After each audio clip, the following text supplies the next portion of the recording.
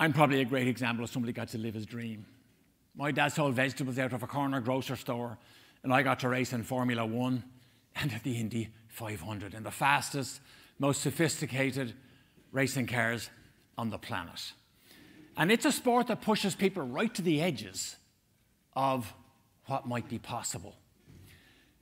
And when I tell people that it's a sport of exacting human performance that operates under pressure in compressed time frames, a lot of people will tell me my business is going a bit like that.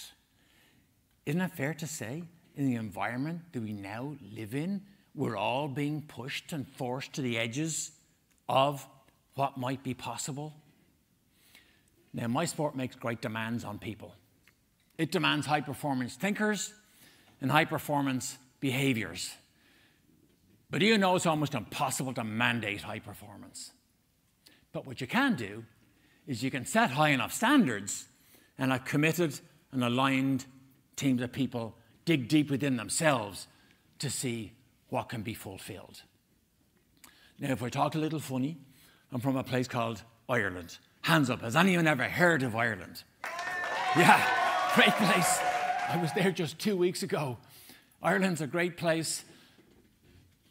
If you ever go there, you'll work out very quickly. They're a very friendly group of people, love to get together and have a chat, love to go out and have a drink at night. They love to have another drink in the morning. If ever you're in a pub at the end of the night in Ireland, they'll tell you you're not really drunk, as long as you can still lie on the floor without holding on. And it's a bit of an unusual environment for me to go to my dad when I was 12 years of age and tell him I want to become a professional race car driver. We had a grass patch outside our house. All the kids played soccer. That's just what you did. My dad told all the people that came to buy their groceries that I came from very much a privileged upbringing. He said if I wanted to do anything out of the ordinary, I would have the privilege of finding a way to do it all by myself. And I was actually okay with that. But I had no idea the trick I would go on. I had no idea the experiences that I would be forced into at a relatively young age. Now, so you know I was a professional race car driver. You know what a racing car looks like. Have a look at my very first race car here. Yep. Wouldn't you be proud of your son if he came home and said, Dad, I'm going to be a professional race car driver, and I just bought my very first car. I wanted to tow it on the end of a rope down through the neighborhood streets, put it into the garage at the back of our house, because that's where I was going to work on it. But that was my reality back then. I was 16 years of age. Do you know back then, I was the youngest driver in the Republic of Ireland to hold a competition license. Nowadays, I'd be at least 10 years too late. Things happen so much faster these days. Nowadays, they're racing go-karts at 4 and 5 years of age. But I managed to go all the way from here to Formula One, the World Championship. And yes, I did have hair at one stage. But Formula One was an amazing time. Our season started in Argentina. We would stay out for 2 weeks and go to the Brazilian Grand Prix at Sao Paulo, same racetrack they use today. Go back to Europe, regroup, rebuild the cars, go off to South Africa first week in March, go back again, regroup, do a different country every 2 weeks in Europe. Spain, Italy, Germany, England, Monaco. It was an amazing time back then. The white car that you see here is the Williams car. That's the last car I raced in Formula One. They're still active in Formula One today. Back then, we spent $25 million running 2 cars in the World Championship. And people back then said it'll never last. You'll never generate that amount of commercial sponsorship year in, year out to spend that amount of money running 2 cars. Today, to run at that level today, it's $250 million of a budget, and it's never been bigger. Formula One today is the largest watch sports platform in the world, where the major manufacturers use it to make a statement.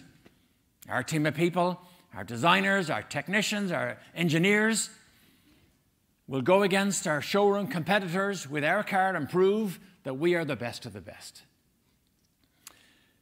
Lap speeds back then, the lap record speed for a 3.5-mile road course was 160 miles an hour back then. And I thought that was impressive until I went to a place called Indianapolis. When I got there, they were doing 200 miles an hour. And for a European road racer, the strange thing is they were doing it between 2 concrete walls. Hands up here, has anyone ever driven at 200 miles an hour? Intentionally? Just to give you an idea, if you did go at 200 miles an hour, you covered the full length of a football field every second. Today, it's not even considered fast. Do you know today, you're not even allowed past your rookie test if you can only do 200 miles an hour. In fact, if you can only do 200 miles an hour, they'll black flag you off the racetrack and send you home because you can't keep up with the competition. Isn't that an amazing business model? If you can't keep up with the competition, they send you home. It's an amazing business model. And our business is a risk business. As the speed of business continued to get faster, we're involved in this risk business. But nowadays, what we like to do is consider that the risks that we take are what we call intelligent risks, because they plan differently for teams of people to be out on the edges of what might be possible. And an intelligent risk is like a guardrail that we build around ourselves when you still want to operate on the edge of what might be possible. Now, these days, at the Indy 500, which is in 3 weekends' time, it's pretty special for me because my oldest son, Connor Daly, now races at the Indy 500. And 3 years ago, he led more laps than any driver in the race, and it looked a bit like this here. The fans are back in the stands. He's just going to have a look. Here comes Daly. Daly going big. Simon, look at this. Connor Daly. Hometown hero wants the lead. He's grown up here his whole life. Listen to the crowd. Oh, they went crazy. Flying Mullet is flying out in front. 2 years ago, he set a speed record at the Indy 500 because on the way down the back straight, he was clocked at the highest speed ever recorded down the back straight going into turn 3 at 243.7 miles an hour. And he was expected to keep his foot flat on the power to go around the 90-degree left-hand corner at the end of the straight. So there's no doubt he is in an era of sheer speed. Does anybody doubt that we're all living in an era of speed in the business that we're all involved in? And when you talk about speed, a regular question in my business is how fast can you get fast? Because when you go there on a race weekend, the race starts at exactly the time it's supposed to start, whether you're ready or not. So how fast can you get fast? One of the occupational hazards of our sport is the speed. Because if something goes wrong at the speeds that we operate at, it could be catastrophic. And it went wrong for me back in 1984 at the Michigan International Speedway when I had a direct concrete wall impact at 217 miles an hour. The red arrow is pointing to my legs. That V that you see in the middle of the photograph is my legs. The car is rotating at 150 miles an hour trying to throw me from the car, and I'm strapped in with a 6-point harness. The car is now broken in half, as you can see there in that photo. I'm in the middle of that mangled wreckage. This was actually measured as the hardest crash impact a driver had ever managed to survive. You can see the car rolling down off the banking. That's my legs dangling out the front as the car rolls down. The front's gone. The safety crew have me on a stretcher. They already call for the helicopter to get fired up because they realize the chances of us being able to take care of injuries of this magnitude will be slim. I was helicoptered to intensive care at the Michigan University Hospital and then to Methodist Hospital right down the road here where they had a specialist group of people to help rebuild damaged joints from professional race car drivers. After 14 surgeries and 3 years in therapy, I don't mind telling you, this accident pretty much changed my life. To give you an idea of the injuries, I had severe dislocations on my right foot, right ankle, lost all the soft tissue on my heel because it ran along the ground. I had a toe traumatically amputated on my left foot. I had a crushed left ankle that took a bone graft from my hip to rebuild an ankle joint with 18 screws and 4 plates and an 18-inch rod. I had a double compound fracture on my left leg. I had a broken hip joint, broken pelvis, broken ribs, broken hand, broken arm, 3rd-degree burns. Had a lacerated liver. And for good measure, the blood transfusions were laced with hepatitis C. I don't know whether you remember back then, there was no screening for Hep C, and Hep C was known as the silent killer. It was on the front page of Time magazine called the silent killer because without pain, it ate your organs from the inside out. That became my biggest issue for the next 20 years. But how do you process something like this? How do you make sense of something like this? There was all sorts of get well wishes from people and friends, and processing it is an interesting time in my life because I had friends come into the hospital room and would say, "Are you going to go back racing again?"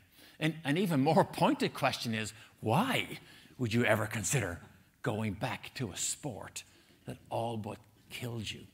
And it was a difficult thing for me to process until I thought of that conversation that I had with my dad when I was 12 years of age when I told him I wanted to be a professional race car driver.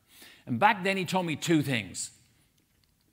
And I can't tell you that I understood both of them, but I understood one of them. And he said, the first thing is, I will help you in every possible way with your career as long as it's not financial help you need. I knew exactly what that meant. And then he said, always remember you'll be completely responsible for the legacy that you leave in the sport. That went completely over my head until this accident. I realized I never want this to be the legacy that I would leave, the sport that I've dedicated my life to. And when I realized that, I had to recover. I had to get race fit. I had to go back to a race team. I had to get back into a race car. I had to get back into full competition again, and then I could leave on my own terms.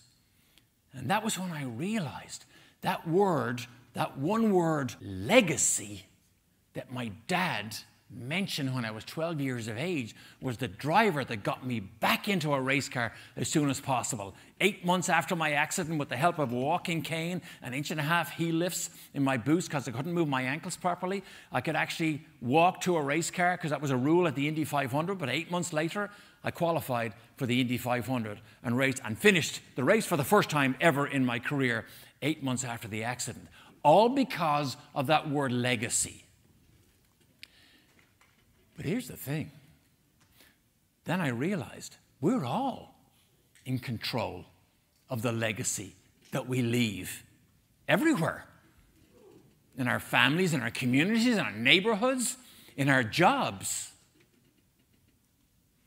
And so if that's true and we buy into that, let me ask everybody a question here. If there was a book written about your business, and if there was a chapter in it about you, what would you like it to say? We're all in complete control of the legacy that we leave. So while I'm in recuperation, an amazing set of circumstances began to fall into place. I fell into television broadcasting. I went to the last IndyCar race in Las Vegas. I was interviewed by ESPN. The interview turned into a 10-year contract. I had a phone call a week after the interview from ESPN and said, Derek, would you like to do color? I said, sure. I had absolutely no idea what color was. I didn't know what a color commentator was. I wasn't familiar with American television vernacular, but apparently ESPN were going to pay me to travel the world to talk about the sport while I'm in recuperation. It was an amazing time for me. I met some amazing people. I spent 20 years with Paul Newman. He was a team owner of the Newman-Haas team that Mario Andretti drove for. David Letterman's a good friend of mine. We do a 4-hour live television show the morning of the Indy 500. I always make my way to David Letterman because he's such a fan of the sport and he's a wild and crazy guy to interview on television. I spent 6 days with Stallone in Vegas at our racing school. I was his personal coach. Stallone, Rocky obviously is his natural athlete activity because he understands what boxing is, but to live the life of a race car driver in the movie, he wanted to be in the car, so I coached him for 6 days in Las Vegas at our racing school. Might have been the worst student we ever had come through our school, but he was a $50 million a movie guy at the time. He was a megastar. Maybe the greatest sports hero I got to mix with was Muhammad Ali. I spent time in his home with him in Los Angeles. But it wasn't the people that I found fascinating in television. It was the research.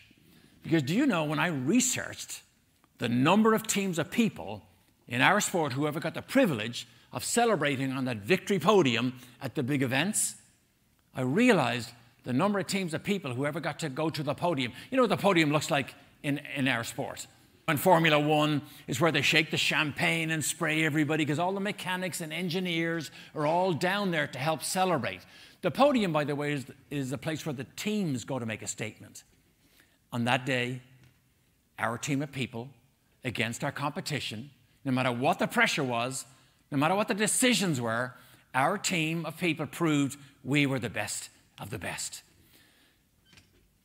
But do you know, in the research, I realized the number of teams, of extraordinary teams, who ever have the privilege of celebrating on the victory podium was so incredibly small.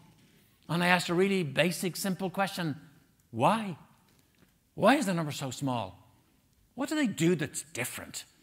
Do they communicate differently? Do they plan differently? Do they execute differently? Are they better under pressure? What was it? And I had access to everybody. Mario Andretti, Danny Sullivan, AJ Foyt, Michael Schumacher. I had access to everybody because of my television job. When I asked them the question why, the answers became fascinating. And I'm going to share with you what some of those answers looked like. The first time I came to the Indy 500, this is actually a picture of my very first pit stop. It's a hectic time. But when I came to do the Indy 500 for the first time, they were doing 200-mile-an-hour laps. Now, there was only a small number of drivers could do it because it was a magic lap speed back then, and I wasn't one of them, and I struggled. And I came from Formula One, but I struggled to make that 200-mile-an-hour barrier, and I was actually told that I didn't understand the technique. As a European road racer, I didn't understand the technique of high-speed American oval track racing. I was told to walk down the pit lane, find a veteran of the sport, and ask him, what's the technique I don't understand? I went down to Mario Andretti, good friend of mine from Formula One. We spent 5 years racing together. But when I went down, I asked him, can you share with me what this technique is that I don't understand? He said it's actually very simple. He said the next time you go out, when you're coming down the long front straight, he said tell your brain to tell your foot not to come off the gas pedal until after you turn the steering wheel deep down into the first corner. So I get strapped in. We have about 850, 900 horsepower back in the day. I drive down the pit lane, come down the back straight, come flying down the front straight, and the wind's absolutely whistling by, and I'm doing about 220 miles an hour on the straight, and I remember exactly what he said to me. Now, the closer this corner got, I'm not so sure I'm brave enough to do what he said. And then the corner got really close, and it flashed across my mind, do you think he told me the truth? So I backed off. I go down the back straight. I come down a second time. I see the corner coming. I'm flat on the gas, and I still wasn't brave enough. I backed off. Third time down, I said, this is it. I pucker down into the seatbelts. I white knuckle down on the steering wheel.